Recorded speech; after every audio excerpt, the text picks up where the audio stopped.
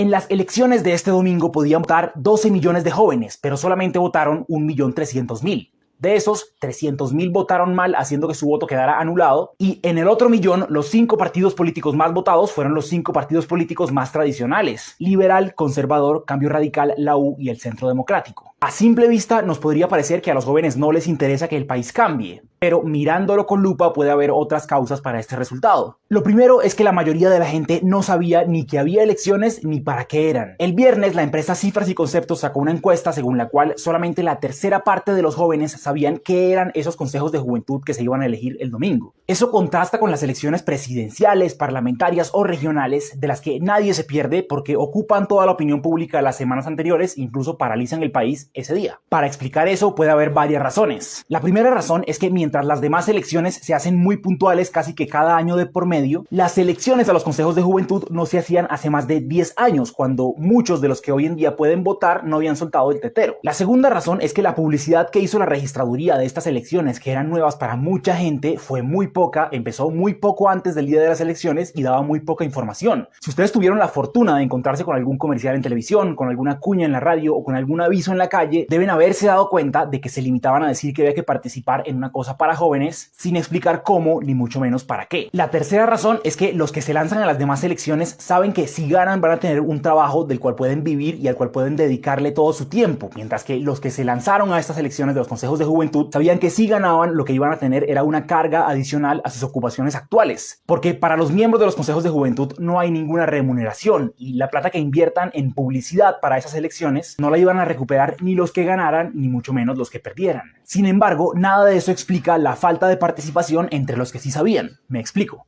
En las pasadas elecciones presidenciales, las personas que sabían que había elecciones eran prácticamente todas, y las que fueron a votar fueron el 53%, más de la mitad. En las del domingo, las que sabían que había elecciones eran el 31%, según esa encuesta que mencionamos, y las que terminaron yendo a votar fueron el 10%, menos de la tercera parte. Algunos dirán que la razón para que esto pase es que estas elecciones eran solo para jóvenes, y en las anteriores elecciones los jóvenes han sido los menos interesados en votar. Pero esa creencia no coincide con los datos estadísticos de estudios como el que hizo el politólogo Ricardo Ruiz para Portafolio. Los jóvenes realmente no son una minoría a la hora de votar, y a diferencia de los mayores no se esperan a la segunda vuelta para hacerlo, algo que puede tomarse como un indicio de que entienden mejor la importancia de elegir el Congreso y de votar en la primera vuelta. Pero esa motivación que tienen los jóvenes para escoger propuestas de país desde el principio y para escoger hacedores de leyes no la tiene para escoger consejeros de juventud, porque si ese 31% realmente sabe qué son los consejos de juventud, entonces también sabe que los consejos de juventud no tienen un poder de decisión directo, sino que son simplemente un órgano consultivo cuya opinión siempre podrá ser escuchada, pero nunca tendrá que ser obedecida. Si estos consejos pudieran imponerle a los alcaldes, a los gobernadores y al presidente propuestas a favor de la juventud, si pudieran frenarle a los congresistas los proyectos de ley que son en contra de la juventud, o si pudieran hacer la tarea que no hacen los fiscales, contralores y procuradores de cuidar el presupuesto que está destinado a la juventud,